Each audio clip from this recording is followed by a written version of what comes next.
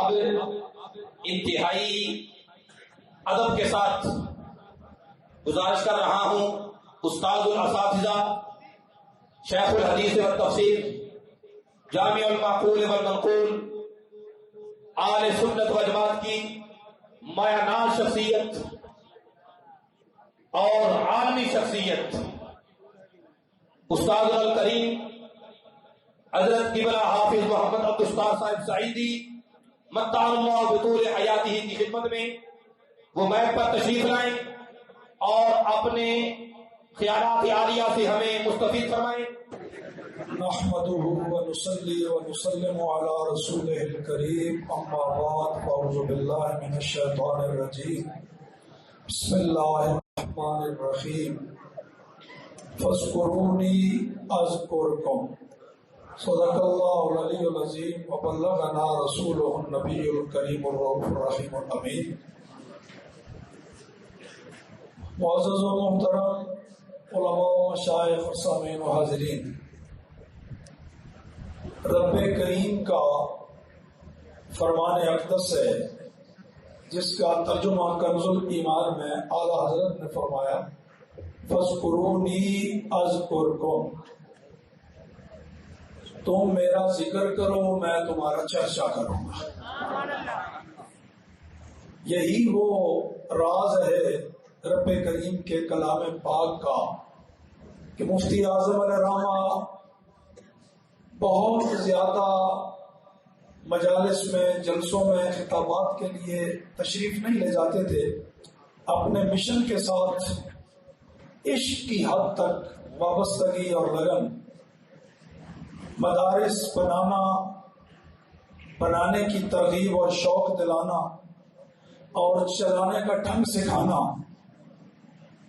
کتابیں لکھنا، مصنف بنانا، ان کی اشاعت کے لیے منصوبے بنانا اور چھپوانا، اس کا بہترین نمونہ العطایہ النبویہ فتاوی رضویہ شریف معروف تھا 12 جلدوں میں. حضرت قبلہ مفتی صاحب کی سرپرستی میں اس کی اشاعت شایان شان ہوئی، 33 جلدیں بن گئیں اور اب 3 جلدیں اور فوائد تفسیریہ فتاوی رضویہ شریف میں اعلیٰ حضرت نے جہاں جہاں تفسیر سے متعلق کوئی بات کہی، علم تفسیر ہو، اصول تفسیر ہو، قرآن پاک کی تدوین کی تاریخ سے متعلق ہو اور رسم الخط ہو قرآنی تجوید و قرات سے، وہ سارے فوائد اخذ کر کے کتابت کرائے تو 3 جلدیں وہ بن گئیں. یہ حضرت قبلہ مفتی صاحب کی روشن خیالی، بلند ہمتی اور بڑے سادہ لفظوں میں محتمم، ناظم اور مدرس پیدا کر دیتے تھے. بڑا یہ دیکھو نا ایک جملہ، ایک صاحب آئے، حضرت جی آپ نے مجھے فلاں جگہ مسجد میں بھیجا تھا، وہاں کوئی لوگ تعاون نہیں کرتے، نظام چلتا ہوا نظر نہیں آتا، آپ کا حکم تھا، میں وہاں چلا گیا، حضور کوئی تعاون نہیں کرتے، کوئی دلچسپی نہیں ہے، ڈر کے مارے وہاں سے آیا نہیں، اجازت لینے آیا ہوں، مجھے کہیں اور لگا دو. فرمایا کتنا عرصہ ہوا ہے تجھے؟ 6 مہینے. فرمایا 13 سال کم از کم تجھ پر گزارنے لازم ہے جو نبی پاک نے مکہ میں گزارے تھے. پھر تعاون نہ ہو تو پھر میرے پاس شکوہ لے گیا. 6 مہینے تھی. ایسا ایک ولولہ پیدا کر دیتے تھے اور ارشاد فرمایا کرتے تھے عام کلاس میں، فرماتے تھے یہ دنیاوی نظام اور دینی نظام بالکل 2 متضاد ہیں. دنیا کے اندر اسکول ہو، کالج ہو، یونیورسٹی ہو، کوئی ادارہ ہو، پہلے عمارت بنتی ہے پھر اس میں کام شروع ہوتا ہے.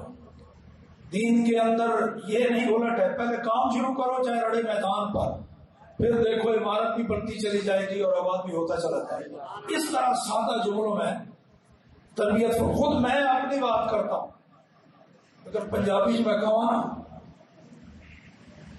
میں تے بندہ رسے توڑانے والی گل نہیں ہوتی تے کنوں پھڑ کے حضرت قبلہ مفتی صاحب نے میں تدریس کی سیٹ تے بٹھایا ہے. وہ دن نے آج کا دن نے 40 سال ہونے لگے. پھر مڑ کے کدی دنیاوی اس طرف خیال گیا ہی.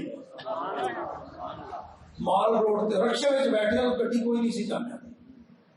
میاں شریف صاحب نے بڑا زور لایا جی میرے کو اتنے آؤ ماڈل تو ادھر کوٹی اتنے سے.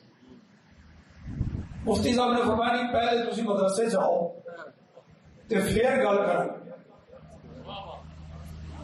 میاں صاحب آئے پھر دعوت دیتی. مفتی صاحب نے فرمایا کہ گڈی بھیجا گا. فرمایا گڈی بھیجو گے پھر میں نہیں آنا.